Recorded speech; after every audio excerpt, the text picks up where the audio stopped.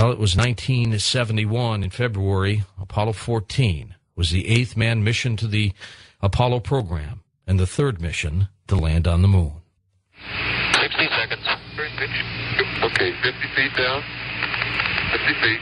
In good shape, too. 3 feet per second. 40 feet. 3 feet per second. 30. 3 feet per second. Looking great. 20 feet. 10. 3 feet per second. Contact down. 2. Stop. Brake. Slow. Auto. We're on the surface. Okay. Great. Okay. 413 plus 10,000. That was a beautiful one. Yeah, we're slightly off. Higher the slope, but other than that, we're in great shape. Yep. Right on the landing site. And in a moment, a very special guest, Dr. Edgar Mitchell, former Apollo 14 astronaut on Coast to Coast AM. Retired Navy Captain Dr. Edgar Mitchell, the 6th man to walk on the moon. His academic background includes a Bachelor of Science in Industrial Management from Carnegie Mellon University, a Bachelor of Science from the U.S. Naval Postgraduate School, and a Doctor of Science in Aeronautics and Astronautics from MIT. After retiring from the Navy in 1972, Dr. Mitchell founded the Institute of Noetic Sciences to sponsor research into the nature of consciousness as it relates to cosmology. In 1984, he was a co-founder of the Association of Space Explorers, an international association of those who have experienced space travel. He is also the author of Psychic Exploration, The Way of the Explorer, The View from Space DVD. Dr. Mitchell has spent the last 30 years studying human consciousness and psychic and paranormal phenomena and the search of a common ground between science and spirit. And I just wanted to get him started early, so he's up with us now on Coast to Coast. Dr. Mitchell. Edgar, always a pleasure, my friend. How are you? Thank you, George. Nice to be with you this morning. Likewise. You've been busy lately since we last talked some time ago. I stay pretty busy. A lot going on. Well, I had an opportunity to meet Buzz Aldrin. I was on Larry King's show several weeks ago, and what a delightful guy. He's as tough now as he probably was then, Edgar. Well, he's Buzz, all right. He does not believe in extraterrestrials at all. Did you ever talk with him about that? Just briefly. I've talked with all the fellows about what they saw in space, but no, none of us has seen a first-hand experience, at least with the Apollo program. Nothing in space that was not subsequently validated or understood. Edgar, though, we're going to talk about a lot of your new work tonight. I wanted to just review a little bit Apollo 14 astronaut, some incredible things. I get upset sometimes when people claim that we did not go to the moon. Do you get that much, Edgar, whenever you're out or speaking? Do people actually ask you? Well, it comes up occasionally, but I point out also, and it's good to point out here, there's over 6.5 billion people on this Earth right now, and half of them weren't born when we went to the moon. So the younger group may properly have doubts because they weren't there to listen to all of it. My standard answer when people bring it up, which isn't very often, do you really think the Soviets would have let us get away with this? Because it was a race to the moon, and we won, but and the Soviets knew exactly what we were doing all the time. They simply wouldn't have let it be a hoax and not blow the whistle. So it's really nonsensical. And the evidence is overwhelming that we did just what we said we did. And the equipment's still there, and the laser reflectors are still there. You can do it any day of the week if you have the right laser and astronomy and the telescope. You can confirm exactly where it is. So all the evidence is there. You just have to look. Are you disappointed that we didn't continue the manned moon missions? As a scientist, yes. None of the scientists thought that we were ready to quit because we just got started. But the public was saying, oh, I've been there, done that, and we did what John Kennedy wanted to do, so what's new? That's kind of a short-sighted view, unfortunately, but that's what it is. You know, 3 years ago when you were last on the program, we talked about the possibilities of extraterrestrial life, and I share your views. At that time, of course, we talked about the possibility of visitation and what had happened on this planet a long time ago. Do you still believe that? You haven't changed your mind that you believe that we have been visited? Oh, no. The evidence is very, very strong. All I have to, my disclaimer is I have no first-hand experience. All of my experience comes from what I call the old-timers who were around before, looking at these things before I was and before the modern period. And I had the good fortune to be briefed by some of them, most of them, nearly all of them as far as I know now, deceased. But and I've furthermore had it confirmed for me by a very high-level officer that was involved. So all I can say is I had no first-hand experience, but yes, the evidence is overwhelming as far as I'm concerned that we have been visited. Edgar, when Neil Armstrong and Buzz were on the moon with Apollo 11, there are some who have always said that they saw craft on the moon, extraterrestrial craft. Of course, Buzz denies it. Neil, of course, really has never talked about that at all. Doesn't talk much about anything, really. He's not as available as other astronauts have been. Did you ever hear any scuttlebutt about that at all? Well, of course, you hear the scuttlebutt about it, but it's not from our guys. It's manufactured out in the great unwashed public out there. What about structures on the moon? Nothing like that. I can speak directly to that because there was a claim that the structures were mirrored in my visor, and that's simply not true. Okay, so my visor and Alan Bean's visor, and that simply is not true. So at least in the areas that our astronauts landed, we're talking about it was just the old moon. That is exactly right. I do not doubt or will not deny that the possibility exists that there might be alien bases at some point put on the moon, but as far as I can tell from everything I've seen, that is not true. And we don't, or at least we don't have the evidence of it if it's true. You know, Edgar, I always thought also it could be possible that humankind lived millions and millions of years ago, in that if there was ever any evidence on the moon of something past, it might have been us, that we might have visited the moon a long, long time ago. Did you ever think about that? Well, I've thought about that. I don't find that very credible or appealing. I think we do have a pretty good understanding of our past history.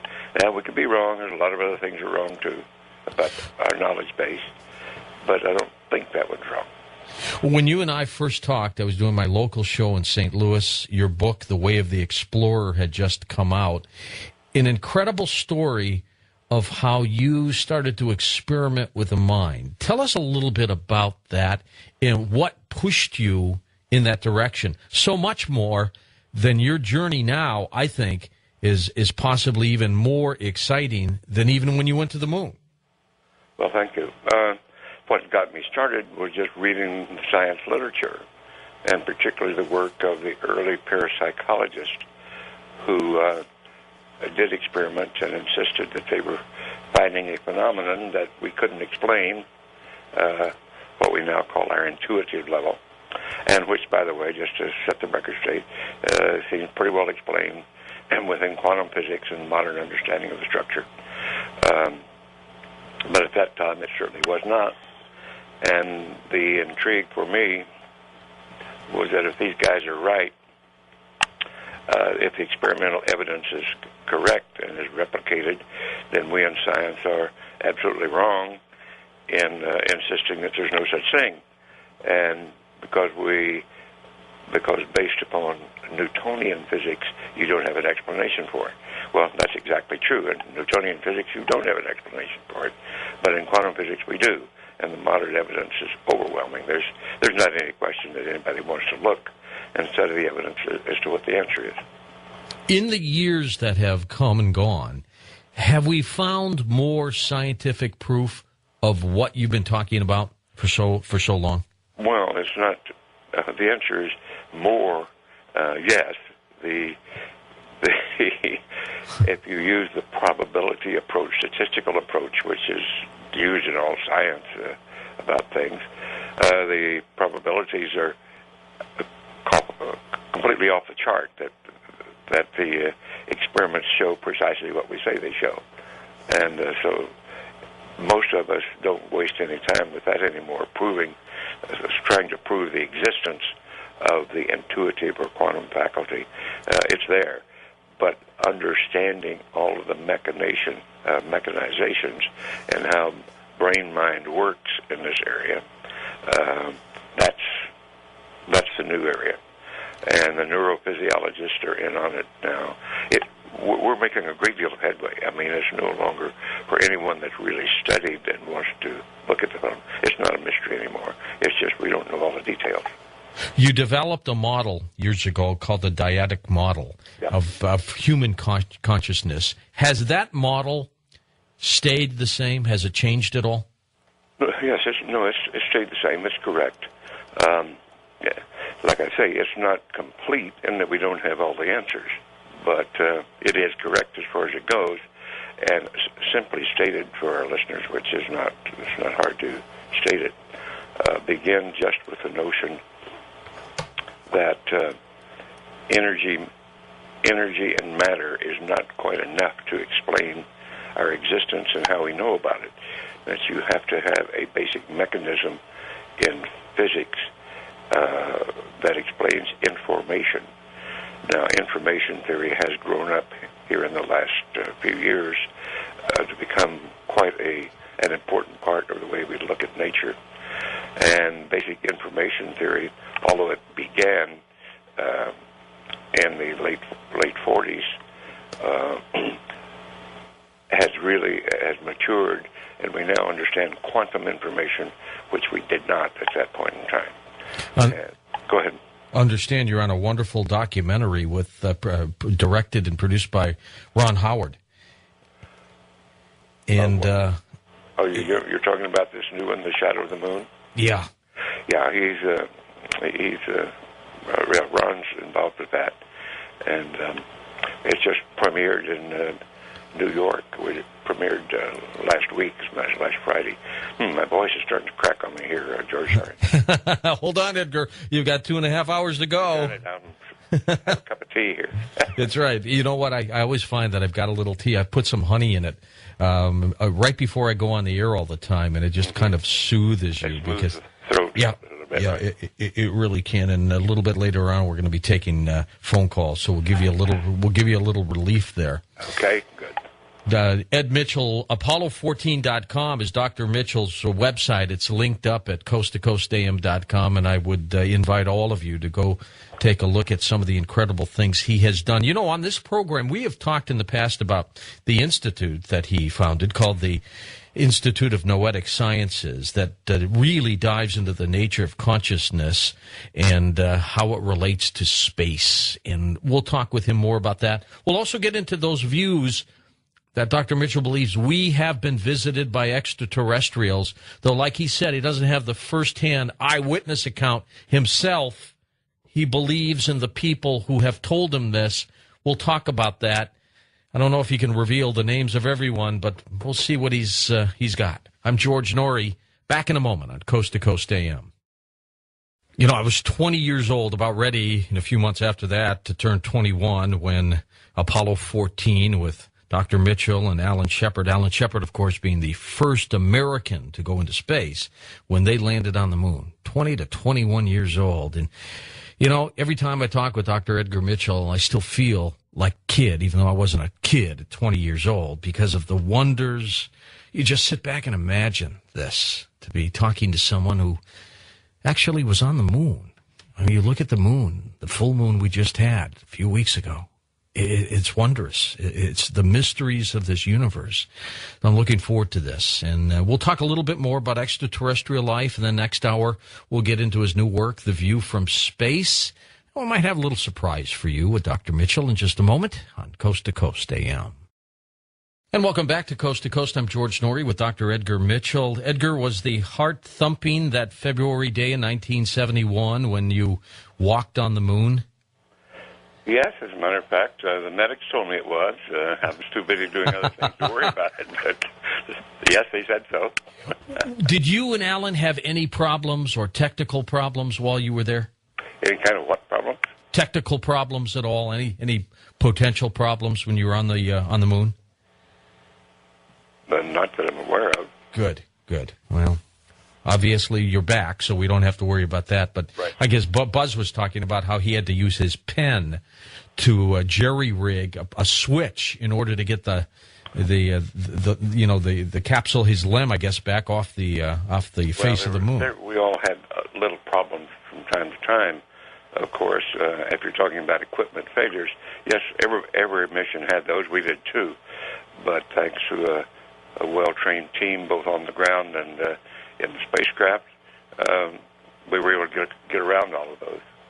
Okay, so here we are, in that case, 36 years later when you were on the moon. What do you think our technology today would give us in terms of capability if we went back to the moon within 10 years?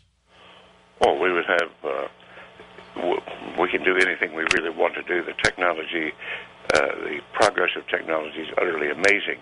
I'd like to tell a little story if you give me a minute here to help put this in perspective with my audiences and our viewers. I tell the story that my great-grandparents came across from Georgia after our Civil War in the 1870s, covered wagon pulled by horses, a few head of cattle to start a herd and a new life in Texas. Railroads weren't complete across the South and the West. Automobiles hadn't been invented. The electric light bulb hadn't been invented. My father was born shortly after the Wright brothers made their first flight, and I went to the moon. From covered wagons to going to the moon in less than 100 years.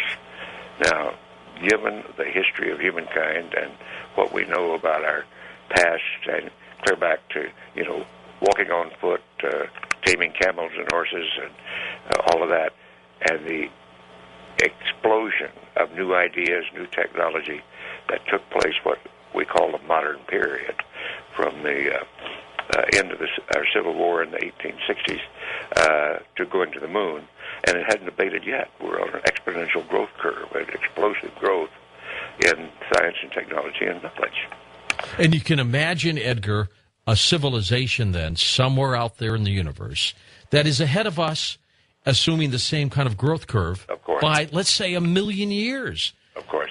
And if our understanding of the universe is at all even close to being accurate, and there's a lot of questions about our understanding of it. Excuse me. Sure. There are millions and billions of galaxies and planets and galaxy clusters, star systems. The idea that we're alone in the universe is, once we now start to understand a little bit about it, is utterly absurd. We're not the youngest by any means, probably, nor certainly are we the oldest civilization around. There got to be billions of them out there. It's just a long ways out there, and we've only gone a few miles off our own planet, not to mention outside of our solar system, which we will have the science and technology to do if we pursue it, I believe, by the end of the century we're in, provided we don't blow ourselves up with stupidities in the process. Oh, that's so true, Edgar, so true indeed. Do you recall the case in the 1960s of Barney and Betty Hill, the abduction case? I read that case, yes. I'm aware of it. I have not read about it in many years now, but yes, I'm aware of that, and was aware of it when I was looking into these things quite a few years ago. When you were a youngster, growing up, were you interested in this entire field of consciousness and the possibility of extraterrestrial life out there? Well, since I grew up in Roswell, or in the vicinity of Roswell, New Mexico, it was hard to escape it. But however, the so-called Roswell incident did not take place until 1947, and I was a senior in high school at that point. As a matter of fact, in 1947, I was a senior in high school, and the ranch where presumably this all occurred, my grandfather was a cattleman, and traded cattle, and we knew the ranchers in that area. Of course, the lore around Roswell from the insiders and the old what I call the old timers was prevalent everywhere. But then when the Air Force shut it all up and said no, it was a weather balloon, it wasn't really what we thought it was. There were some of us said that's kind of crazy. No, it's not that.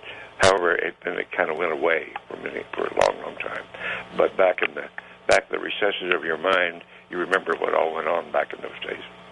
At what point in your adult life, and let's say your professional science life, your professional life as an astronaut, at what point, or who was it, if you can reveal it to us tonight, or what was the case where somebody started talking to you that convinced you that we had been visited by extraterrestrials on this planet? What happened? Well, it wasn't just any one person. It was the accumulation of evidence of people. And then some of the Roswell people, some of the military people, certainly Werner von Braun, whom I knew quite well, presumably, and according to the stories and what he's told to me also, was supportive in that the paperclip people from Germany were at Fort Bliss at the time of all this happened. And I became very close to Werner, and he dropped a few hints. He didn't discuss it with me at great depth, but we did become close enough that he didn't hold it back, really. You were pretty... At that point that I really knew from multiple sources saying the same thing, that we didn't have it, that it was all true. Or at least, maybe not all the details. There was differences in details, but by and large, the phenomenon itself was correct. Of course, one of the main reasons we were able to get to the moon with those Saturn rockets pushing you all up there was because of Dr. Werner von Braun. He has been getting, he and many of his colleagues have been given a pretty bad rap over the years, but nevertheless, he was a wonderful man and a brilliant thinker, and his whole goal was to explore the universe, and rocket science was the beginning of it. And so you are convinced that he believed that we have been visited. Yeah, no question. My gosh. Belief. Now, that doesn't mean that he went around talking about it all the time, but he was apparently there and asked to investigate at that first incident because of his rocketry knowledge. Were we ever able, Edgar, to reverse engineer alien technology? Oh, I'm sure that has happened to a point. I am not privy to the inner workings of the group that still controls all of that, but they do exist, and it's still the same group, just different names than was managing it from that time forward, set up by President Truman. Do most astronauts believe we've been visited? I can't answer that question. I only know the people that from my group well, and there's some that do not. Some do not, but some do? Yeah. And we know the late Gordon Cooper, who was a stage before you, he was a believer. Well, yes, Gordon, there were quite a few of the fellows had experiences in their Air Force career or military career, their flight career, before the astronaut program, that had experiences that where they were vectored to chase what was thought to be a UFO and try to do so and couldn't get close and things like that. There's quite a few fellows who had that type of experience. Edgar, did you ever hear the story of Jackie Gleason and his obsession with extraterrestrials and that? Of who, please? The comedian Jackie Gleason. And I heard a little bit about that, and I knew Jackie since I lived here in South Florida, and he did too. Yes. I met with him a couple of times, but I never really got into the depth of that with him, no. Okay, because the story goes, while he was down there living in Florida, then President, or perhaps he was ready to leave office, Richard Nixon, took Jackie Gleason to Homestead Air Force Base and showed him an extraterrestrial, and apparently Jackie Gleason was never the same after that. Well, I don't know that really was true, but because I don't know that Homestead Air Force Base really entered into it. And yes, I heard that story peripherally. Now that you remind me of it, I have no way of assessing it. Do you believe that these visitations have been ongoing on this planet, maybe since the beginning of mankind, and they continue to this day? Well, they apparently have been going on for quite some lengthy period. There is even in some of the ancient paintings of some of our masters, there is a picture of what appears to look like what we would consider a UFO, in a painting dating back to the 16th century or so. But that's all circumstantial evidence. It doesn't really prove to us, but it's very interesting. Assuming they've been here, have you ever tried to think of what form of propulsion they would use to get here? Yes, trying to understand the propulsion system has certainly been very interesting, very important. A lot of people worked on it, and if indeed the back engineering that you mentioned earlier has taken place at all, which I think it has, there may very well be people, but they're keeping it to themselves, and it's being closely contained, of having deciphered exactly how the propulsion systems work. I don't personally know them, and I would like to know, but I'm not a part of the group that's delved into that. Did you ever know the late Colonel Philip Corso, by any chance? I did have the privilege of relating to him shortly before he passed away, and read his books. And when I was with a group called the Scientific Advisory Committee for the National Institute of Discovery Science, we were in contact with Corso. And his complaint was, of course, that his book, which was very revealing, also got compromised in the last edition, and he was quite upset that some things that got added into it that were not accurate. And I don't really know the details of that story either, but I know there was quite a flap about it just after his death. But the pattern, Edgar, and this is what I find to be remarkable, shows clearly that people with responsibility, people with the know-how, have either witnessed firsthand or have firsthand knowledge, like you, of visitations. And I look at the case of the late Lieutenant Walter Haut, who was at Roswell, who put out that initial news release of and he leaves an affidavit, signs it, he dies, but the affidavit clearly spells out that he said they were crashed saucers, and I saw these bodies, and it's an amazing story. Well, you can understand a little bit the background here, at least as I understand it.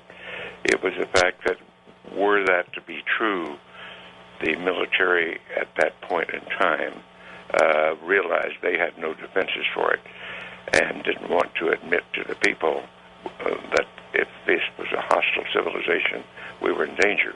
And remember, this was right after World War II. The Air Force had just been formed from the Army Air Corps. The OSS had been disbanded, later to be replaced by the CIA. So there was considerable confusion, to quote the phrase, who's on first, back at that period, in both aviation circles and intelligence circles. And the fear factor that grew out of that, of not being able to protect and defend the nation from this threat, if it were real, was overwhelming. Now, what happened, of course, was the National Security Act of 1947 got passed, which really put in place the autonomy of the committee of the system that was trying to manage this. And that hasn't gone away. That is still in place, although in different names. And this, some would call it a cabal, absolutely refused to come out of the woodwork, refused to acknowledge, but they control anything and everything related to the follow-on of that technologies. Do you think some past presidents, maybe even current presidents, are left in the dark about some of this? I think it has been a pattern since Eisenhower, who, in his final speech, reminded us and warned us of the military-industrial complex, and that's what he was talking about, this particular group, I believe. And I think John F. Kennedy knew some. The evidence is he knew a little bit, but he was excluded also. And virtually every president after that, has may have had a little bit of knowledge, but was not fully read into the system. That's the state of my knowledge of it. Do you think, Edgar, I'm going to jump on the Mars for just a moment. We're going to hit the break soon, and we're going to come back and talk about the view from space. Okay. Do you think that Mars might have been inhabited at one point? I mean, did the same people who talked to you about extraterrestrial visitations here, did anybody ever talk with you about what might have happened on that planet? Well, there's a lot of speculation, but and certainly it's possible, but we don't really have any firm evidence of that. And Mars isn't really very habitable because of it's not anymore. Not anymore. Yeah. Well, certainly it might have been a bit warmer in earlier days, but it's being twice as far away from the sun as the Earth is. It's pretty chilly there most of the time. Well, I got to tell you, I just am so glad you've been able to come on the program tonight, and we'll keep you for the next 2 hours as long as that voice holds up. How you doing? Okay? I'm doing fine, thanks. Okay. Well, our very special guest, of course, is Dr. Edgar Mitchell, and his website, first of all, is edmitchellapollo14.com. Some of his works, and they are all well worth grabbing, and so take a look at it. The Way of the Explorer, which was the first book that he wrote that I really just dived into. So much so when I was doing my local show at KTRS in St. Louis back some time ago. Gosh, it seems so long ago. I sat down with my producers and said, please get him on the program. And he's been on many shows now, and always a wonderful guest. And we'll be talking about the view from space and really get into the consciousness end of what this is all about, because Dr. Mitchell has indeed changed his entire career into this direction. So we'll be back with Dr. Edgar Mitchell. I'm George Norrie, and this is Coast to Coast AM. And our special guest tonight, Dr. Edgar Mitchell. And in a moment, he'll be joined by a mutual friend of both of ours on Coast to Coast AM.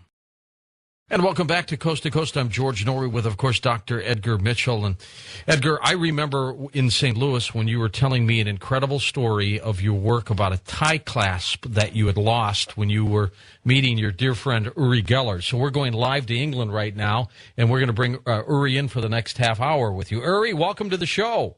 Hey, thank you very much. It's such a pleasure to be on with my great friend, Ed Mitchell. So thank you very much for inviting me. Hello, Uri. How are you? There you Okay. go. When's the last time you two either chatted with each other or saw each other? Uri? Well, I am in touch with Ed, I would say all the time. I just saw his picture in USA Today just a few days ago. And I was on an airplane, and I pulled out my BlackBerry and emailed him, hey, Ed, I just saw your picture. And it took Ed about a day and a half to email me back, but it did. And Uri, let me also just say Happy Rosh Hashanah to you, my friend. And Edgar, let's let you relate first the story, this incredible story of the tie clasps, and then we'll get Uri to mention his role in this. It's an incredible story. Okay. Well, certainly, very briefly, it was when we were doing work at Stanford Research Institute, now called SRI International, and testing, trying to show what Uri was able to do with his newfound to us capabilities that we hadn't seen before. And we're doing all sorts of things in psychokinesis and teleportation and such research. And I'll have to admit, there were times when I would say, Uri, come on, let's focus on the experiment now. And anyhow, the story came up about my camera on the moon. And my story of this, Uri can chime in here. My story was, I said, Uri, if you're good at teleportation, there's a camera I left on the moon that has a serial number on it. NASA knows about it. Bring that back, and you'll really be a famous guy. Well, of course, what I didn't tell him, it was anchored to that little cart that we used to pull it around. So it weighed a couple hundred pounds. It's a little difficult to get back. Anyhow, the offshot of that was the next day we were in the cafeteria at SRI and having lunch, and all of us sitting around the table.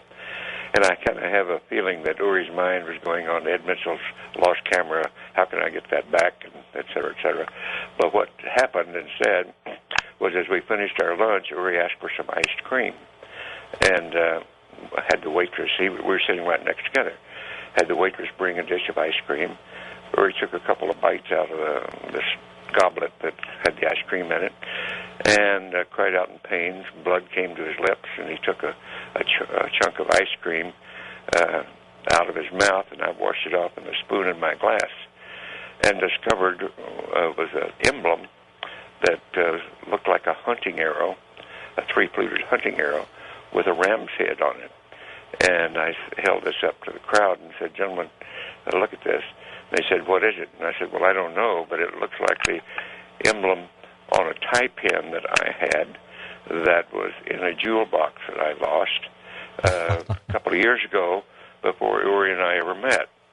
And so the scientists and the mathematicians started computing the probability that something looking like Ed Mitchell's tie pins would show up in Uri Geller's ice cream while we were doing experiments in psychokinesis. Ha, ha, ha. So I put it in my pocket, and we went back to the lab to start the afternoon's work. And I went into the inner lab to set up the afternoon, and Uri, Hal Puthoff, a number of the other people, including Shippey and 5 or 6 people, were standing in the outer room, and all of a sudden I heard a plink, something hitting the tile floor outside, and looked out just in time to see Dr. Puthoff pick up something off the floor. And then I said, what is that? And he said, well, here it is. He handed it to me. And I said, well, that's the tie bar that this ram's head emblem goes on. And so, what's the probability of 2 things? Exactly. Showing up in all of this. So back to work again. Puthoff and I went on to the inner lab and started to work with Uri and the rest still standing outside. With just the 2 of us in the room, suddenly a third object just seemed to drop to the floor. I reached down and picked it up, and it just seemed to come out of nowhere. I reached down and picked it up, and Puthoff said to me, what is that? And I said, well, it is a pearl stick pen with a silver shank and a brass clutch back on it. And he said, what's that mean? And I said, well, I had a silver, a pearl stick pen with a silver shank and a silver clutch back that my brother had sent me from Japan when he was in duty over there a few years ago. And I had lost the silver clutch back on it and put a brass clutch back from my Navy wings on it. And it was in the same jewel box that I lost with these other 2 objects. So here we had 3 objects that Uri and his rambling mind had suddenly picked up in cyberspace somewhere and presented them to us without anybody touching it. It just appeared in these things. So it's quite a crazy story. It's not good science, but it sure is awfully good anecdotal stuff. It's a great radio story. Right, and I still have those in my safe here 30-some years later. Uri, what's your take on this story? What happened? Well, I wish I knew the technicality of what happens when a teleportation occurs. I simply can't explain it. I know that it happened. It blew my mind because, you don't find metallic objects in your ice cream, do you? Not normally. And what an odd object it was. I had no idea that this belonged to Ed.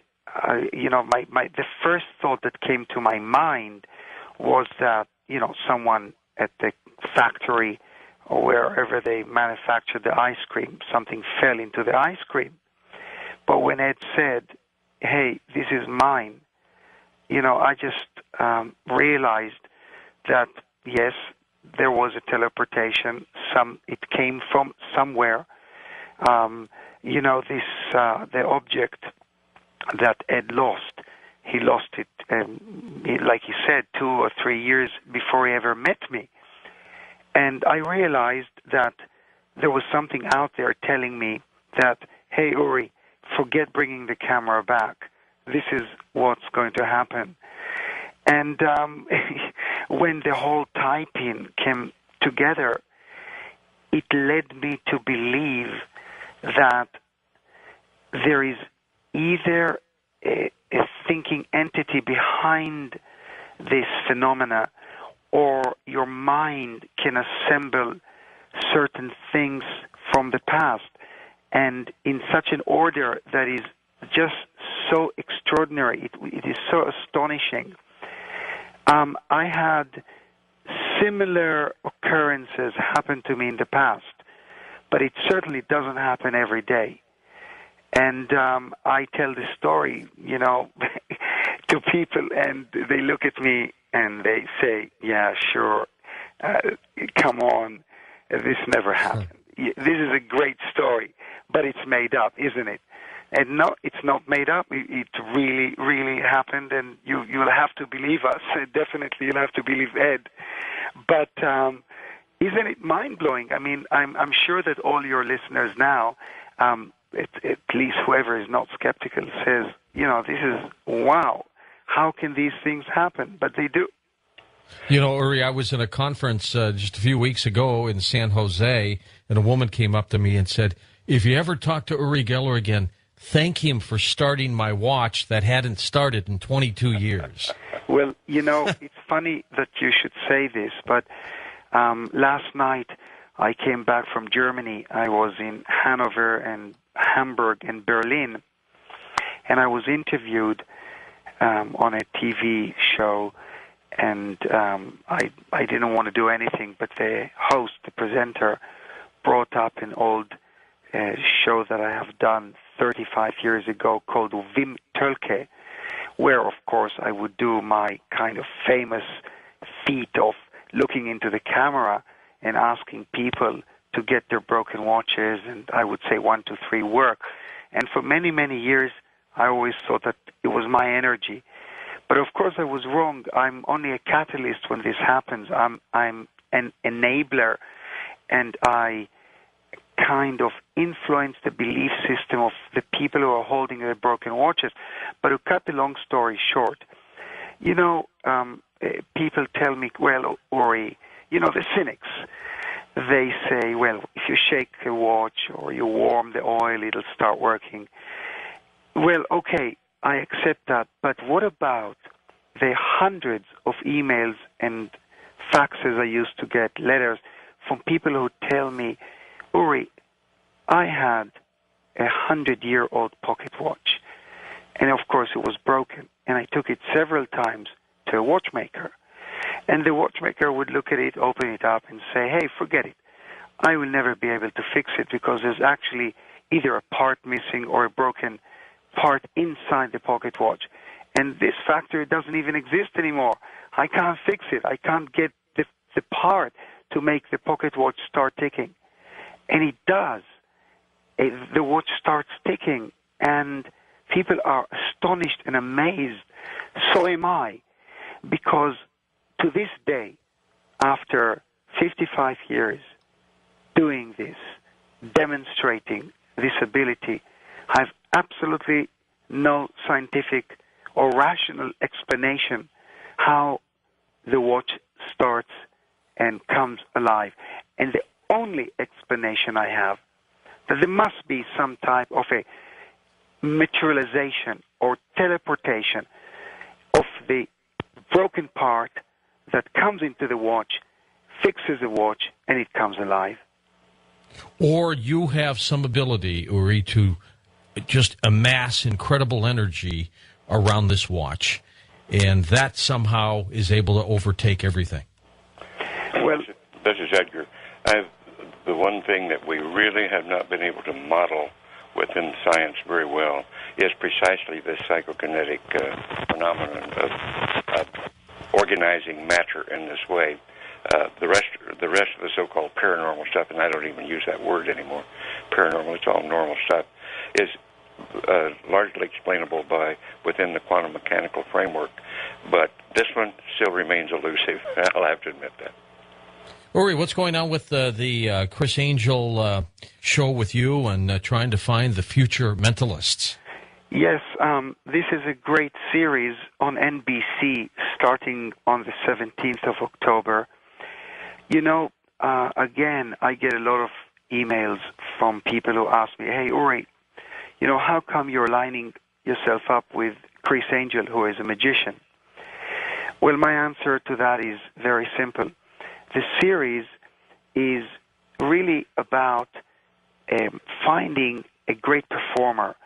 When I did the series in Israel just under a year ago, we didn't realize that it was going to be such a great hit. It got 50% of the market share. It broke all historical rating records. And when it was snapped up, the format was snapped up by many, many different countries around the world, I made it clear, and the first thing that I say on the stage when I walk out, the host, the presenter, usually asks me, hey, Uri, what is this? Is this, these guys have paranormal powers? What are they? Are they illusionists? Are they mentalists? Are they psychological manipulators? And my answer is immediate. I say, I don't care what they are and how they do it. What I do care about is the most mesmerizing, amazing, mind-blowing performance. So this is what the show is about. We're looking for the next great mentalist in the United States. So I'm very, very thrilled because, let's face it, I've been around, as I said before, for a long time. And for something like this to happen at this stage in my life is just wonderful. So it's NBC, October the 17th.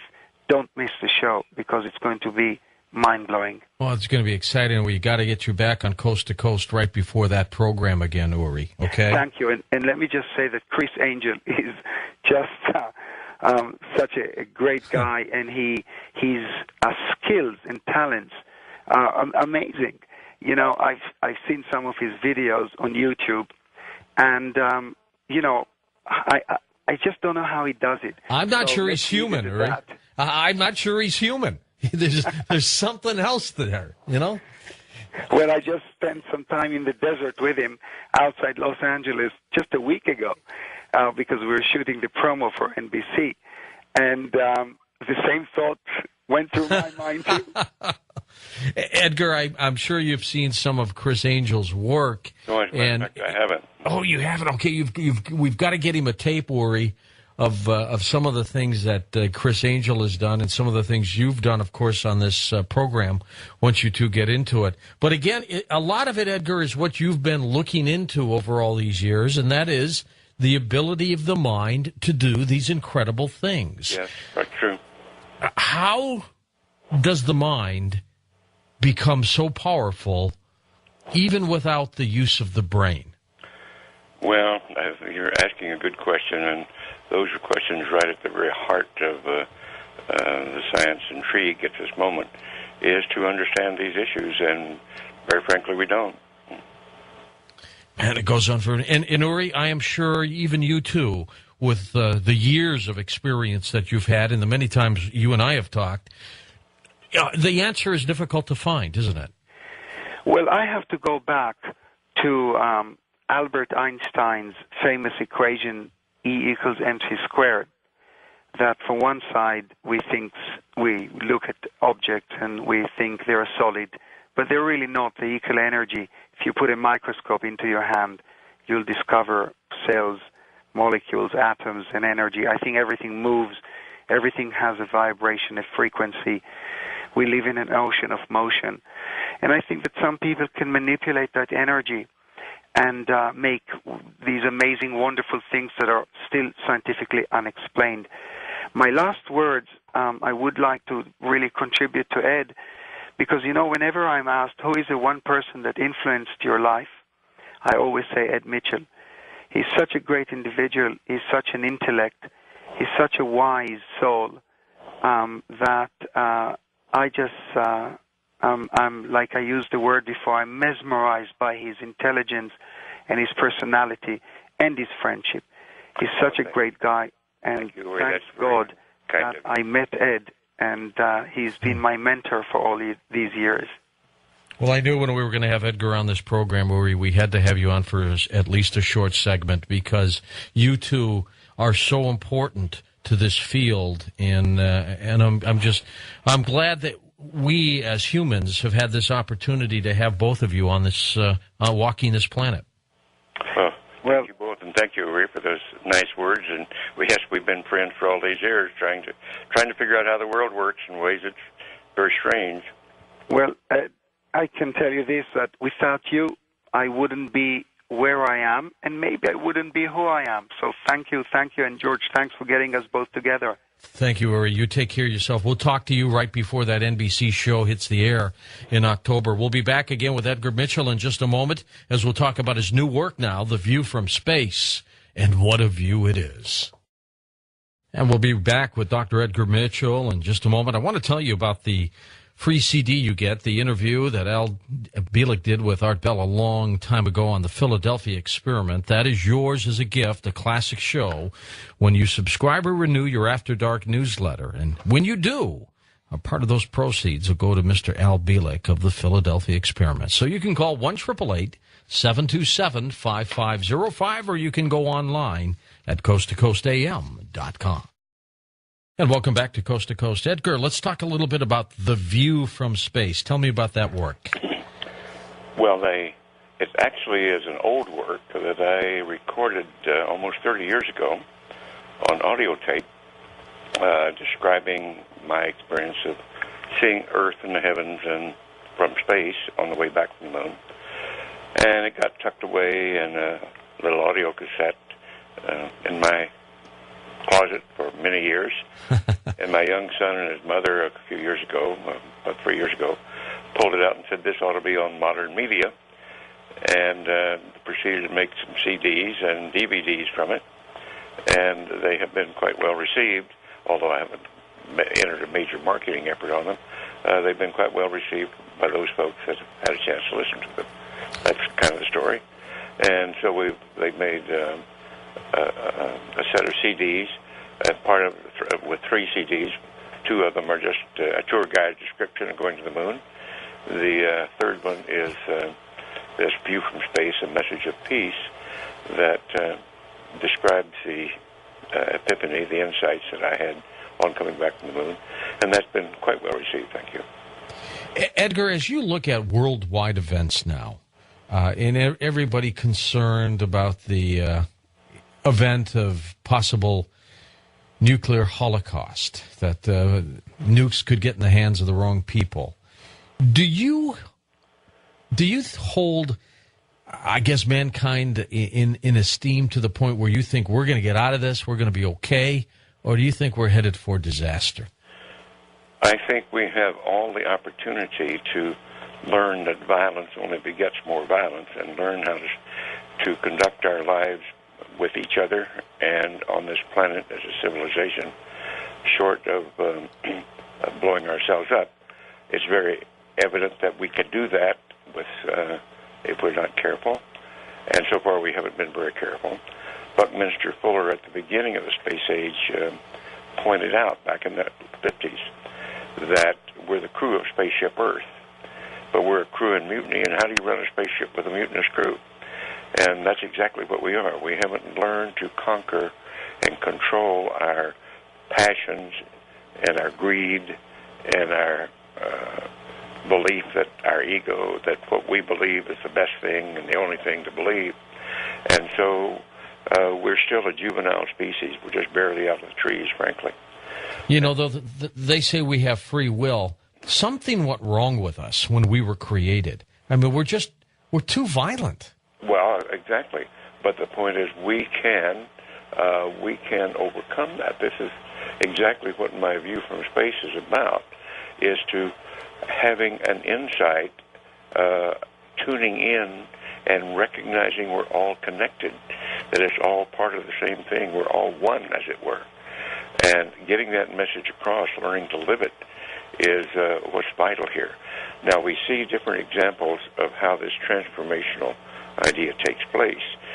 And we see it in folks who've had near-death experiences, so-called out-of-body experiences, these types of experiences where they suddenly see their life and themselves and civilization and humanity and nature with totally new eyes, and that's what we're talking about.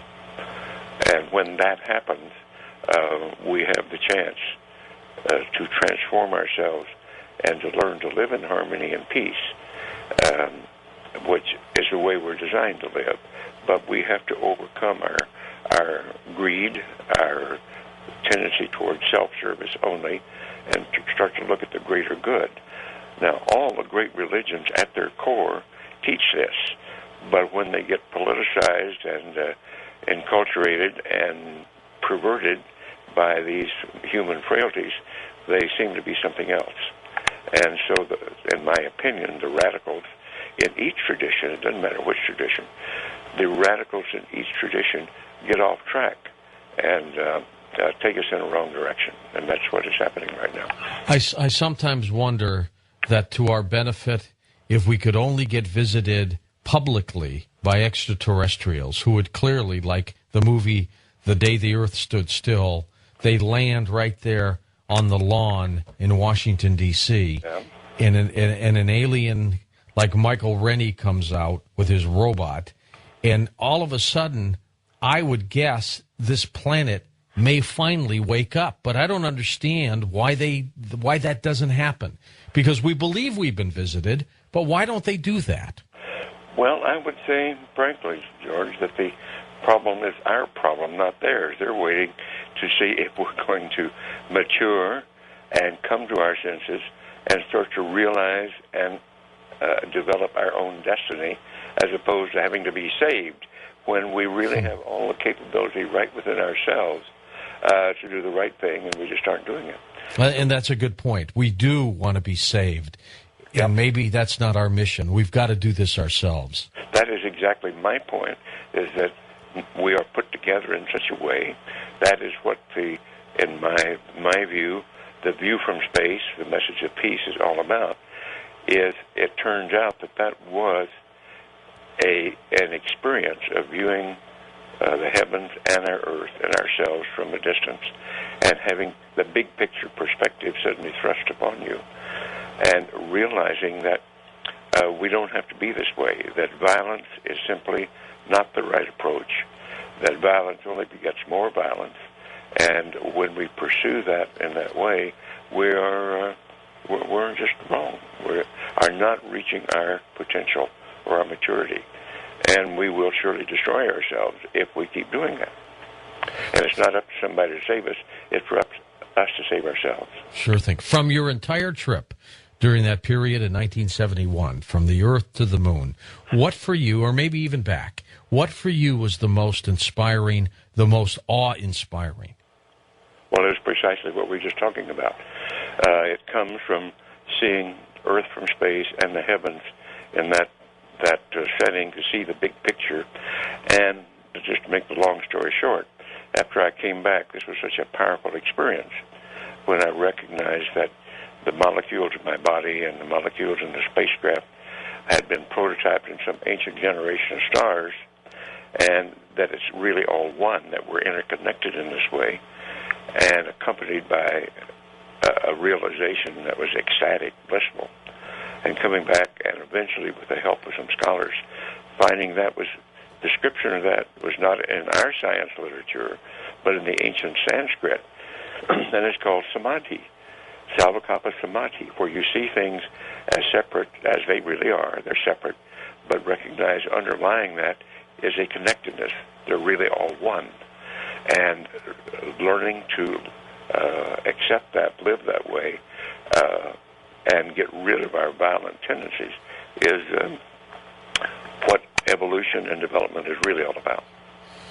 Share with us, if you can, Edgar, because I'm getting chills just thinking of the question, and that is that very first moment that you were back on planet Earth and you looked up at a full moon.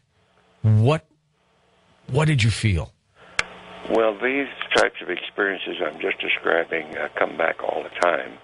I have been able to recreate them, and it's a state of mind that you get into, and it's precisely why I founded the Institute of Noetic Sciences, to study consciousness, to study this phenomena, and to see what we humans can make out of it. What are we missing as we live our lives, as we evolve into hopefully something that will sustain ourselves on this planet instead of continuing to kill ourselves off with our stupidities. I want to ask you this, and I want you to take this question with the incredible respect and friendship I have for you. But did you ever get, when you came back, so overcome with emotion that you broke down, that you cried because of this entire event? Oh, well, I've done that many times when I get deep into that and study the condition of we humans and our short-sightedness. There's a lot of things that can get me emotional in that regard, absolutely. It's got to be a feeling that I envy you.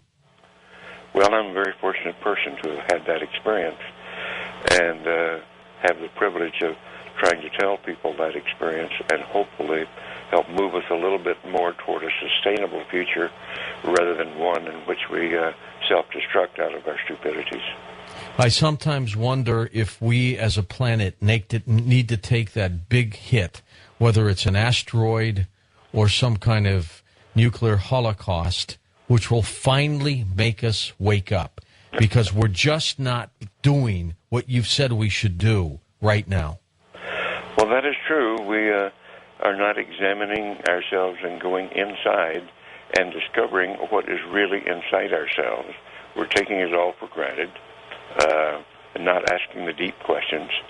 And we're at a point in history where we have, since World War II, and we have created the nuclear weaponry technologies and worked very hard to avoid using them, but we haven't worked hard enough to avoid using them. We still dangle them out there like the sword of Damocles. If anybody messes with us, we'll use it on them. And we have to, as an entire Earth civilization, get beyond that. And right now, we're not close to that. No, we're not. We're quite a ways from that, I think. And the radical religious fanatics, and yep, these are extremists on all the world, are the ones that are causing it. And we have to get past that. That brand of religion has become part of the problem, not the solution to anything. And we have to have solutions, not more problems. You must be proud of the Institute. My folks, I'm no longer involved in day-to-day activity. I sit on the board, of course, and I'm still on the executive committee. You're now the senior member of the Institute, huh? Beg your pardon? You're now the senior member of the Institute. Well, yes. And they're wonderful people. They're working very hard to help get this idea of transformation across and to do the science that, since science seems to be our truth table these days, when properly done, to use our science to demonstrate this and to understand exactly how these phenomena, and particularly the phenomenon that we were just talking about with Uri Geller a while ago, how does mind and consciousness enter into this? Because it's very clear that it does. We just don't have the tools or the understanding yet to be able to write the equations for this, as it were. Edgar, are you a believer now in the multiverse, that there are more than one universe? Well, it depends on what you want to, how you describe that. I think we have a lot to learn about cosmology. I'm not convinced, as are some of the others, astronomers and astrophysicists and cosmologists are starting to challenge the Big Bang as the way things came into being. I don't think that is the right answer. I think we're on the track of new answers of how matter arose and arises out of the quantum zero-point energy field, and being able to codify that in a better way. So the future is there, and I think we're still on the track of it, but we're just not on a sustainable path, and it's catching up with us very quickly. You know, we're at peak oil, we're destroying our environment. All of these issues of sustainability are very vital right now, and we better pay attention to them. You know, we've been doing some mind consciousness experiments, Edgar, on the program with some pretty remarkable success, to the point where I always was a believer, but I'm more convinced now than ever, that collectively, when people set their minds for common good, they can change events. They can alter events. Of course.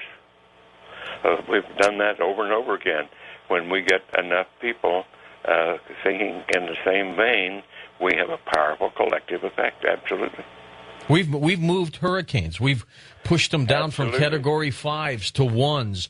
Meteorologists there was a couple of years ago we did one that was heading, of course, toward Louisiana, not Katrina. And meteorologists said, we've never seen a hurricane drop in force so fast.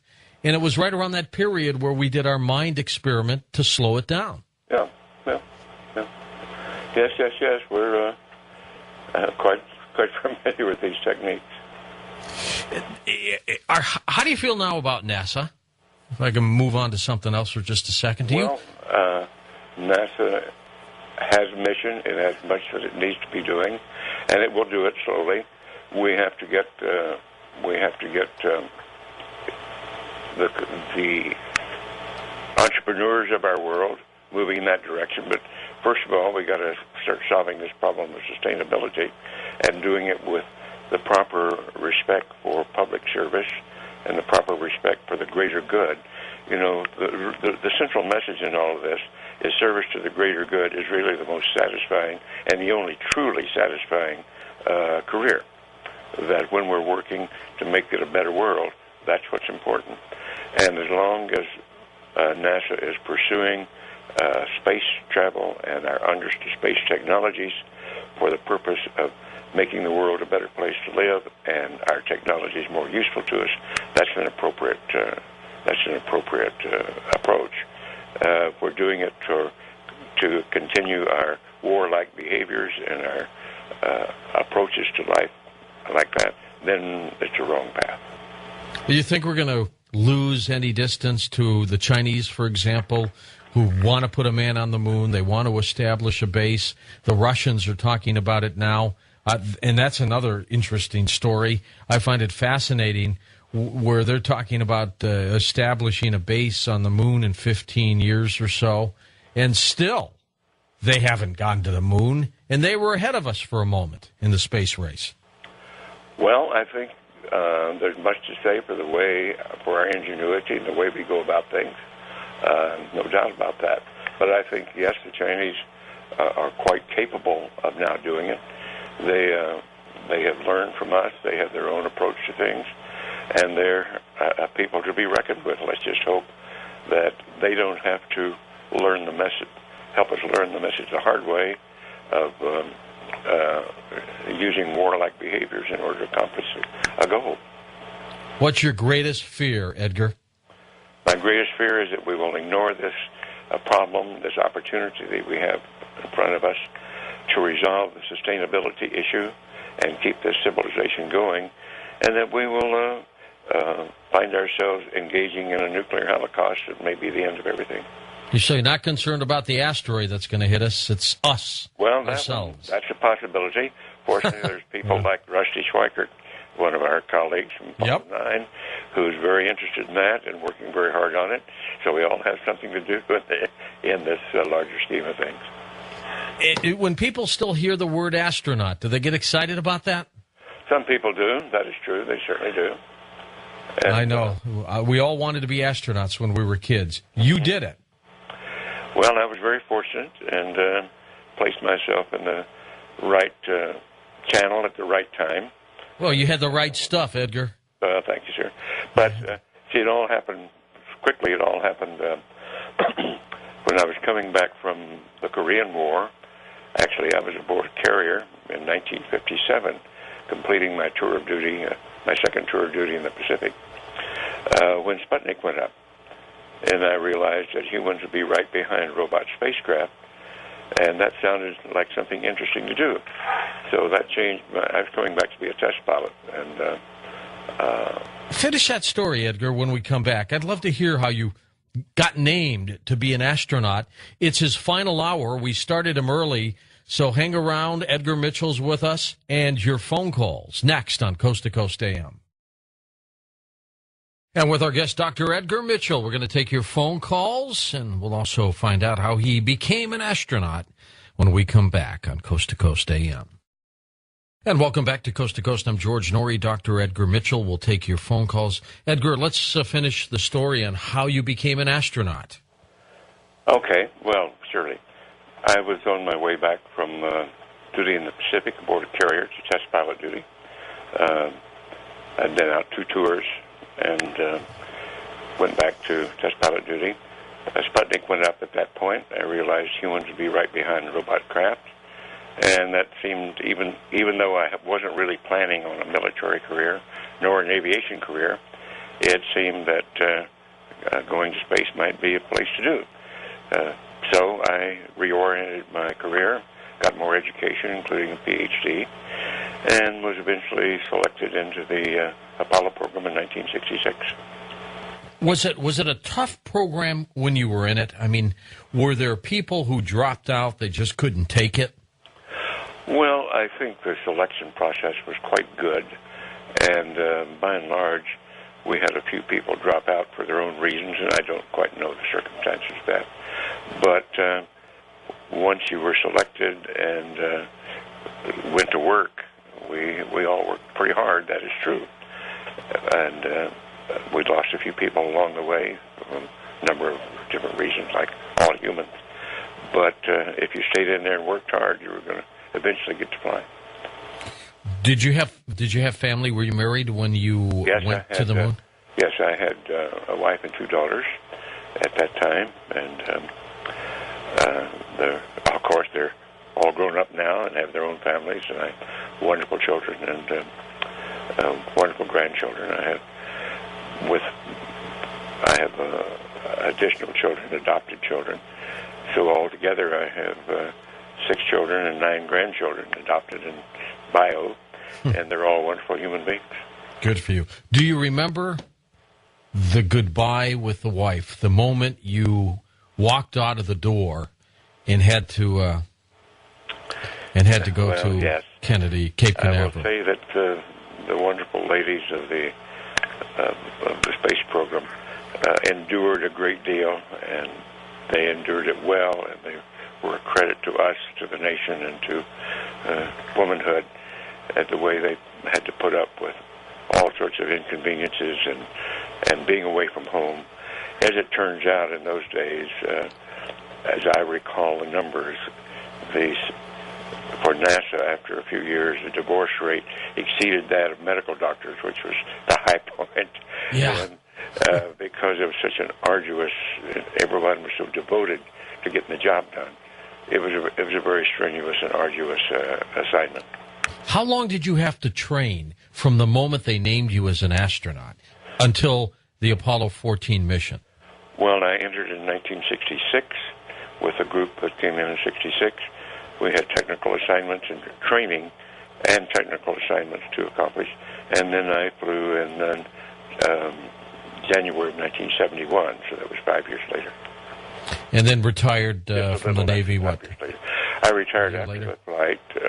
After I had backed up Apollo 16, and the final 3 flights of the Apollo program were canceled.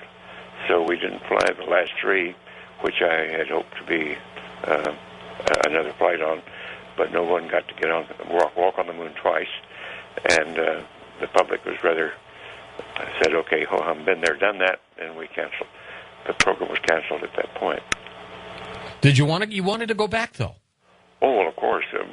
As a scientist, we had just barely begun the chore of exploring the moon and starting to get some better information about it and understanding our neighbor here. But that's when it all ended.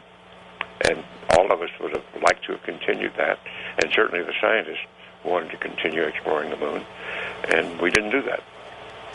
What did you find to be one of the most fascinating things on the moon? I mean, was it the rock, the craters, the pocket of craters? Was there any one thing that stood out?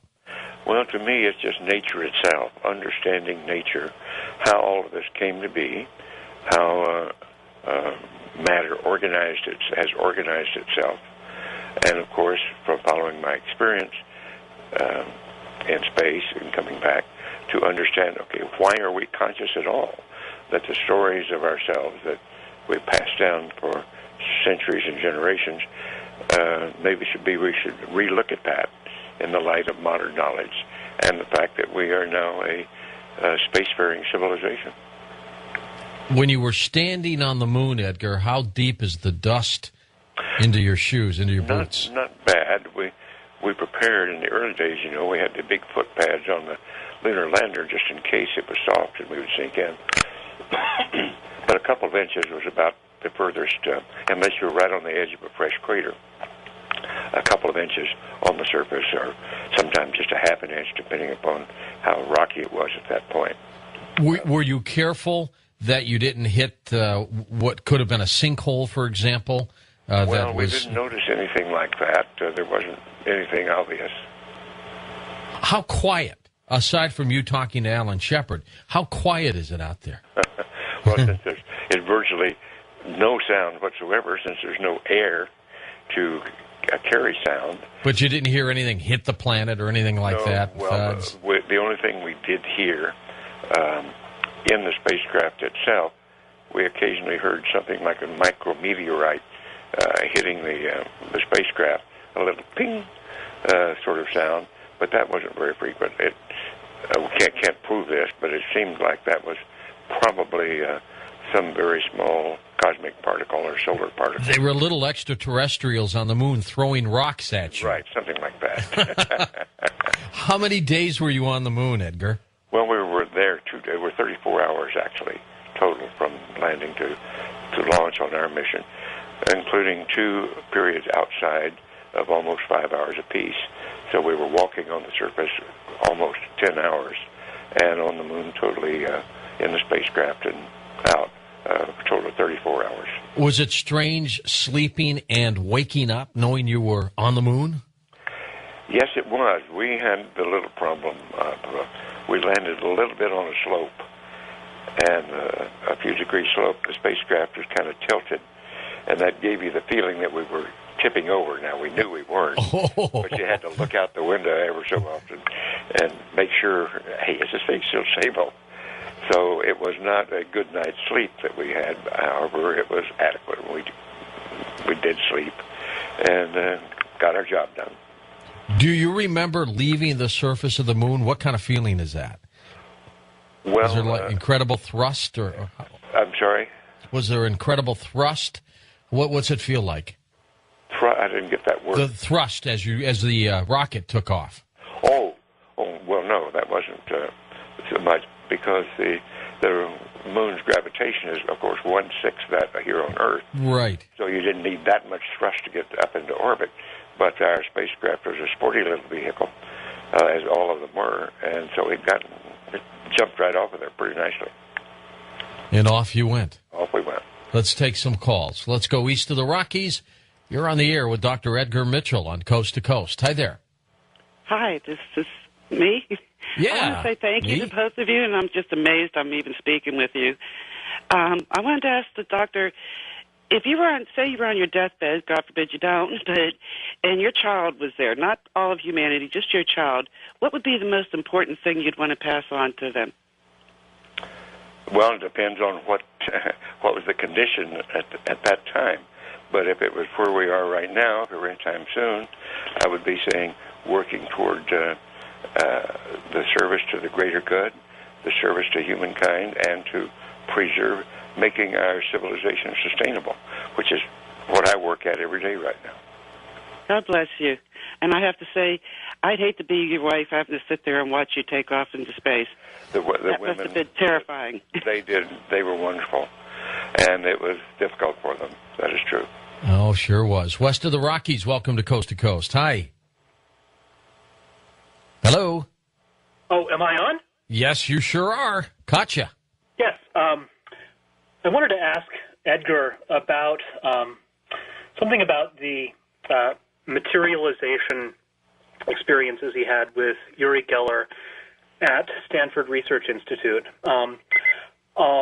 Without wanting to discount the possibility that those were genuine cases of materialization, wondering if Edgar has considered the possibility that there was trickery involved there, possibly that Uri was subjected to as well, and maybe others. I've read that SRI was connected with the CIA and various other intelligence organizations.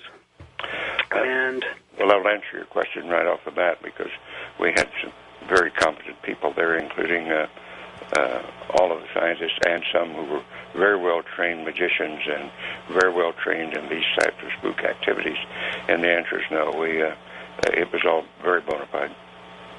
All right, and thanks. All sorts of precautions were taken. Wild card line, your turn. Where are you calling from? Oh, this is Bill from Long Island. Hi, Bill. Thank you. Mr. Mitchell, I have two questions. One is, what is energy? Every definition ends up sort of being circular or redundant. And if you say it's the capacity for doing work, it turns out that work is defined in terms of a force, and then force in terms of energy. And I know we can describe the properties associated with it, like velocity and temperature, but science can't seem to define it in terms of something more basic than itself. And my other question is that NASA has come out and said not only is the Earth heating up, but all the planets in our solar system. I saw a panel of scientists that said we're heading down to the gravitational plane of the black hole, and as we approach it around 212, or possibly 10 years later, we're definitely going to go into a pole shift, and they say it has proof that it happened 3 times already in the past. I'd like to hear your comments on that, sir. Well, first of all, I did not get the first word. Was the gentleman asking about entropy? Is that the word? Energy. Wanted to know what your take was on just what is energy. Oh, okay. That's a good question because no one really knows what energy is. It's action principle that causes things to happen. And we can write equations for it and how it relates to other things. But what is it? I don't have the faintest idea, and neither does anyone else. Now, I know that you cited some very far-out speculations on cosmological speculations, and no one, some of these far-out ones are, I don't think, very credible. However, there is a lot that we simply don't know about the way the universe is put together, and we're learning more every day, but we're still just barely out of the woods. We're very juvenile and still uneducated, unknowledgeable species. Hopefully, if we don't get ourselves killed off through our own misfortune and stupidities, that give us another century or so, we'll have a lot better handle on how this universe is put together. Now, what do you think, though, Edgar, about this universal warming, apparently, that might be going on? Well, there's not any doubt, but what I personally made a trip to Antarctica just this year to talk with naturalists there. There is no question but what we're undergoing climate change, and there may certainly be a natural portion of it. We can't do much about that. What we can do is what we're contributing to it. That's the only thing we can really change at this point. And we better darn well take a look at what we're doing and our contribution to it, because it's becoming very serious. And I would urge all of our listeners to take a look at the new movie just put out by Leo DiCaprio called The 11th Hour. It's just come out. I saw it just recently, right on target, and we need to pay attention. Wild card line, you're up with us on Coast to Coast. Hi there. Hi, this is Stephen from Los Angeles. Hey, Stephen. Thank you. First, I'd like to express how much respect I have for your guest. The astronauts, when I was growing up in my generation, were just the greatest of men. And your credibility is such that you made a statement that really floored me. You said, I believe, that the guardians of the reverse engineering of alien technology were the ones that Eisenhower referred to as the military-industrial complex. Is that what you said? That is what many people interpret Eisenhower to have meant, is to that the military-industrial complex and embodied in new technologies, and in particularly warlike technologies, and for warlike purposes, was the thing to be concerned about. And I believe that to be true. Do you think that that group was the beginning of a shadow government? I won't say a shadow government, but certainly a group that has technologies and that has been very much involved continuously in the so-called UFO cover-up and the misinformation and disinformation that's come out of that. I've come to realize recently how subtle and how pervasive the disinformation program has been. Oh, yes. But thank you very much. Thank you, and good questions there, Stephen. Wild card line, you're up. You're on with Dr. Mitchell on Coast to Coast. Hi there. Hi, how are you? Wonderful. We're all well. I'm Scott from Barrington, Rhode Island. I just had a quick comment to make to Mr. Mitchell, and then I'll let you go. I know as a child when I was growing up, I just turned 50 this year, and as a child growing up, I was a firm believer of the space program, and there wasn't anything that I didn't watch on TV. I watched Neil Armstrong, place his feet on the moon, and I watched all the other Apollo missions. And I sent a letter to Alan Shepard years ago, and I actually got a response back from him. And I wanted to know what I could do to become an astronaut. Of course, my dreams were then, as I guess they are now, to be an astronaut. But his words, and I don't have the letter in front of me, was, put as much faith as you can in whatever you want to accomplish, and your dreams will come true. And I've tried to follow that with myself and also with my kids. And as I was going through my papers the other day, and I happened to come across the letter from Alan Shepard, and I showed it to my son and my daughter, I said, "This is amazing that I have this to show you that just follow your stars and shoot for the stars, and just go for whatever you want to go for, and just don't give up." And the only comment that I wanted to make is that the many hours that I have spent reading and watching you on TV and just watching the astronauts, I just want you to know that the many hours that I've had, I'm very proud of the fact of our space program and our government and the astronauts for giving me the dreams and the realization that if we shoot for the stars, we can get what we want. Thank you very much. And that's what many of us say all the time when we're asked those questions. Follow your passion. Do the best you can, get educated, and go for it, and that's what you should do. There you have it, Edgar, and, when you, I guess, do you get recognized much? Beg your pardon? Do you get recognized much when you're on the streets? Yes, I do. I used to more when I very deliberately try to stay out of the public eye, but occasionally I get recognized when I'm walking down the streets of New York. It has happened. Well, you are an American hero, Edgar. No doubt about it. Stay with us. We'll be back with Dr. Edgar Mitchell. Final phone calls on Coast to Coast AM. Well, next hour, I'll have open lines, just you and me. But when we come back, it'll be final phone calls with Dr. Edgar Mitchell on Coast to Coast AM. Edgar, what's your take on the shuttle? Do you think they should be mothballed or repaired, or what's your views? Well, it's really a safety question. If I'm not involved in the day-to-day operation and looking at them, but we still need that truck into space as long as they are functional and safe to fly. We've been having increasing problems with them. It's not being close to it. I would hesitate to make a decision, make a judgment. But we do need the space presence, and we don't have the replacement vehicle yet. I'd hate to see us stop activities continues altogether till we get the right vehicle. I know it's already in work, but we still need this vehicle as long as it'll serve us. How about the International Space Station? Do you see that as being worthwhile at all? Of course. It is a part of our presence in space. There's work going on there that's appropriate.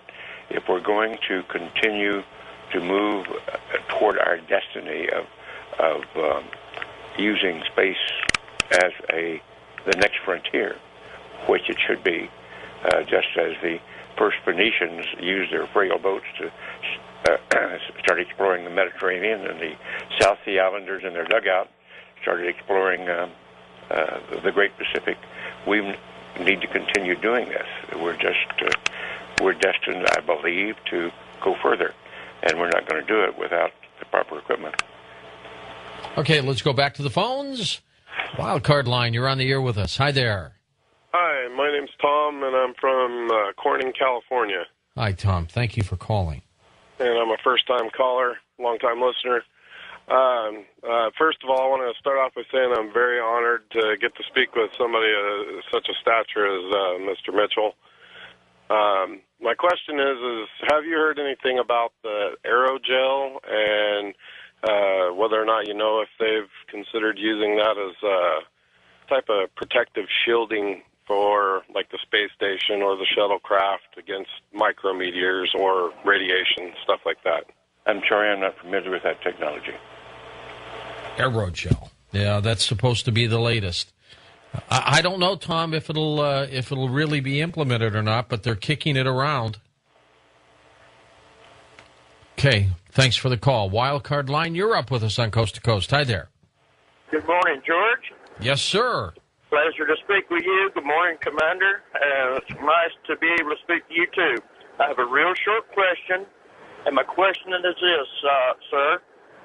Would there be any kind of prints, I don't care if it was crawling, any kind of little prints that would make us believe that there possibly could be life on the moon? And I'll take my call off the air, and thank you so much for taking my call. Okay, so anything out there, Edgar, that would have led you or anybody else to believe that I'm aware of. Nothing.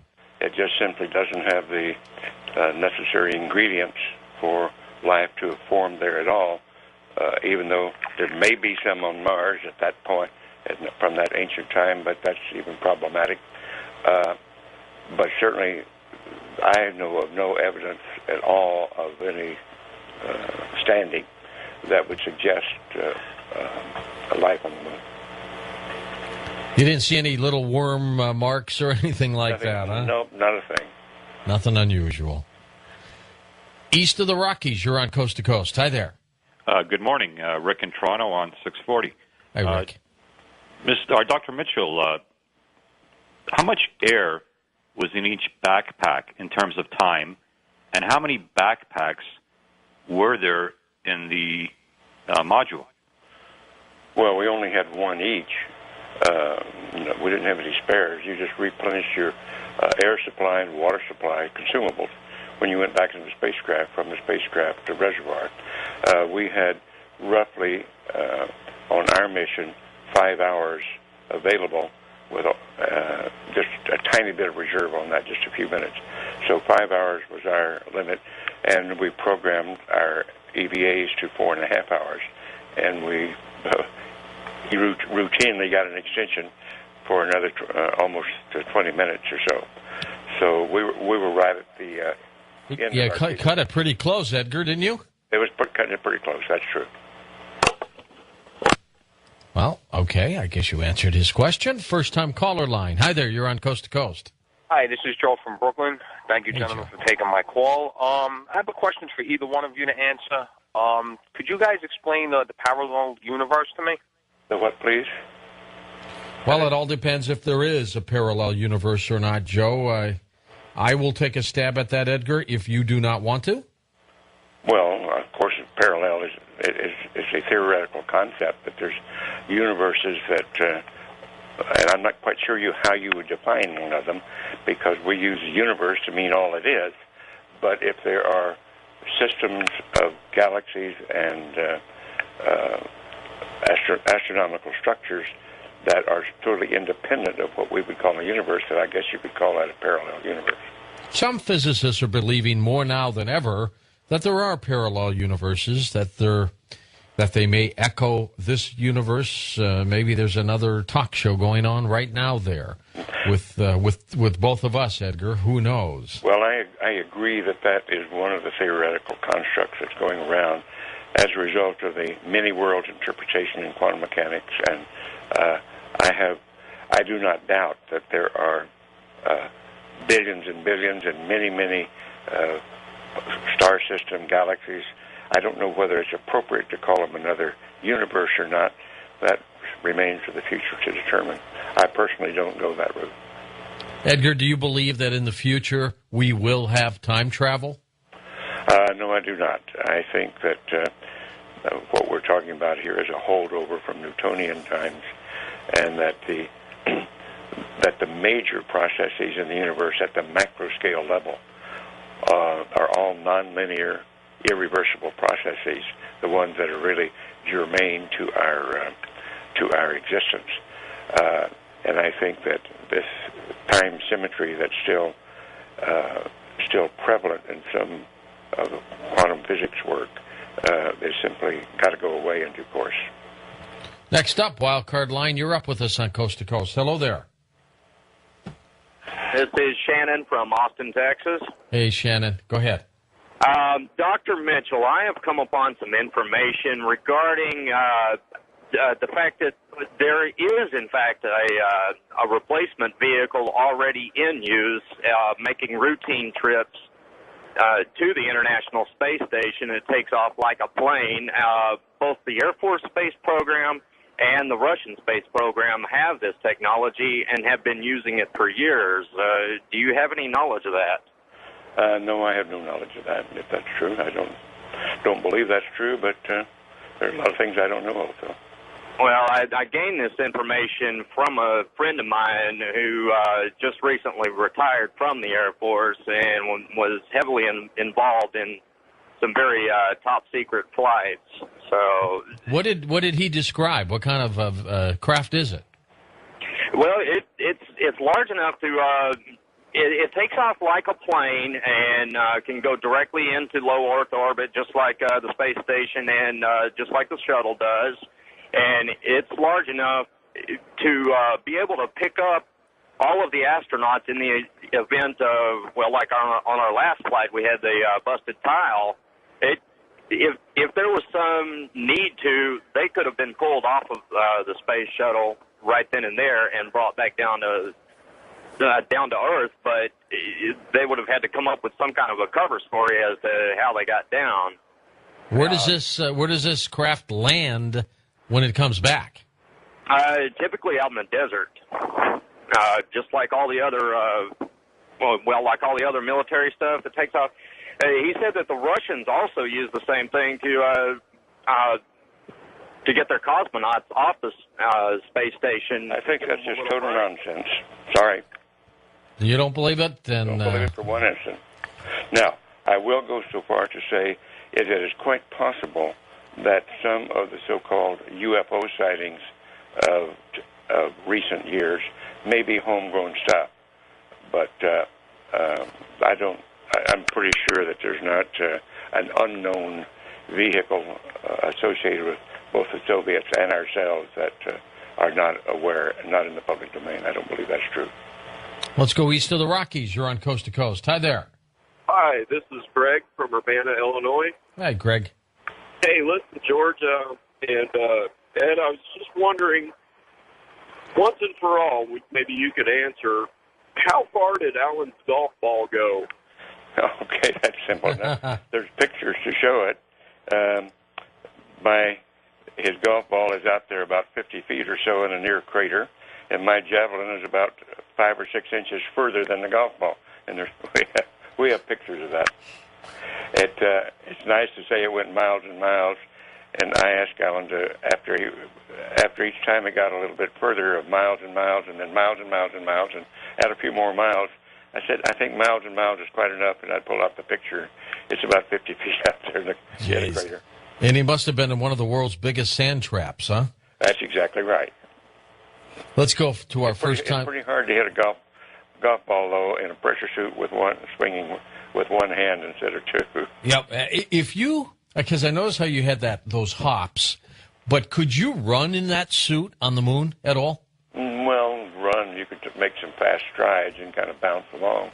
But each one of us learned to find a gait and a way of moving that was comfortable for us.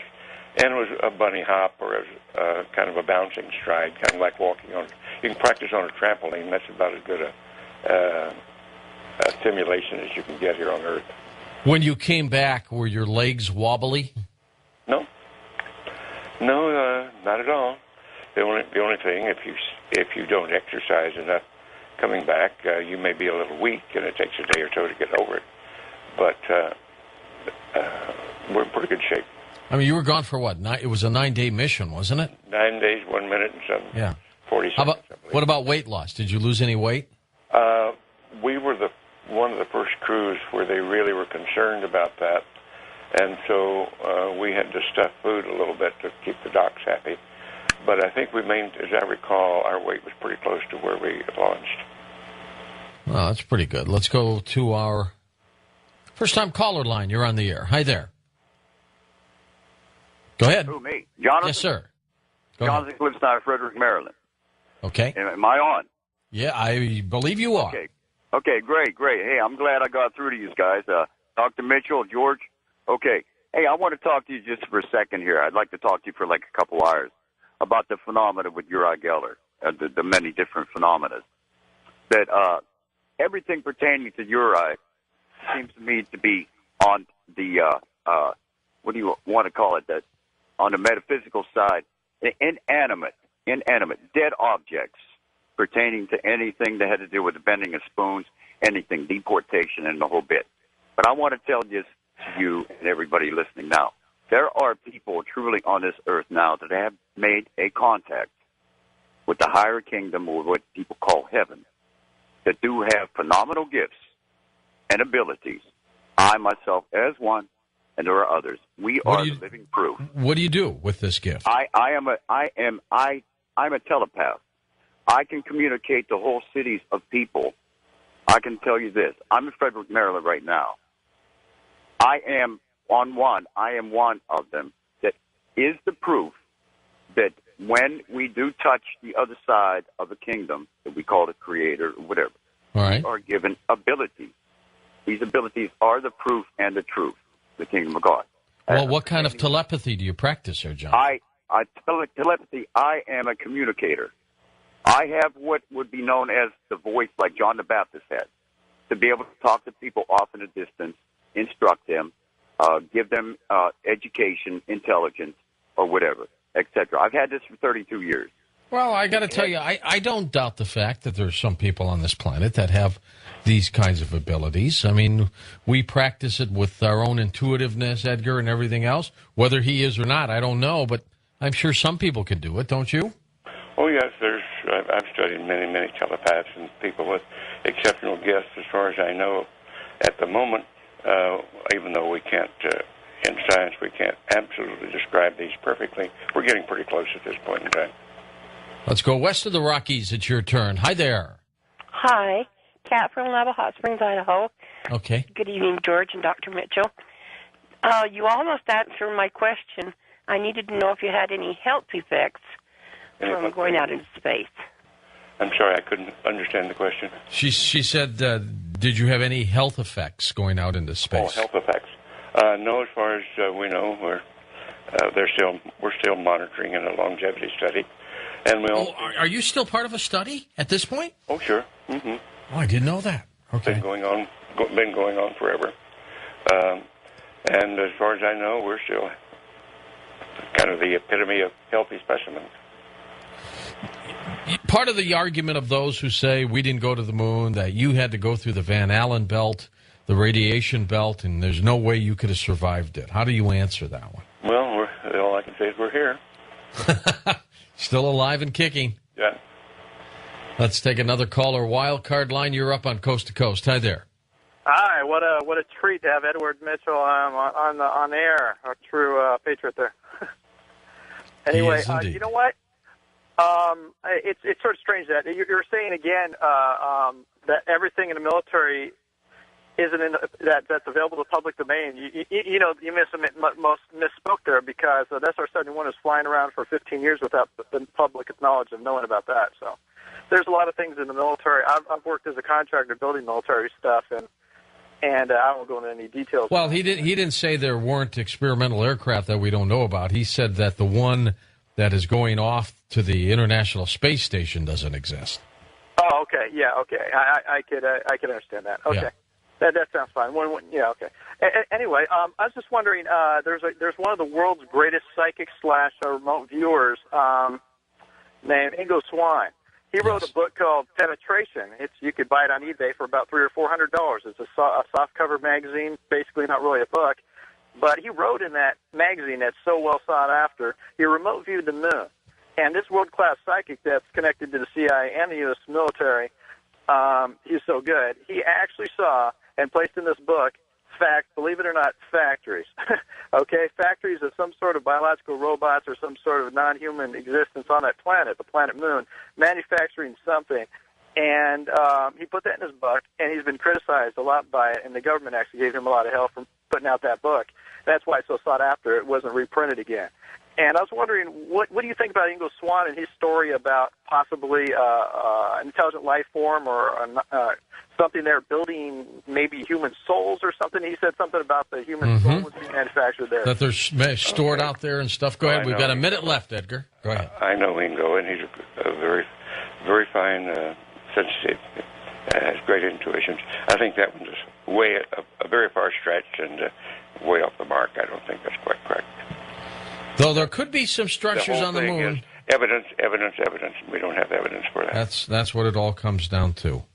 It really does. And, if there's structures on the moon, as some people believe, well, I'd like to see some more pictures, wouldn't you? We just have to have some more evidence for it. That's true.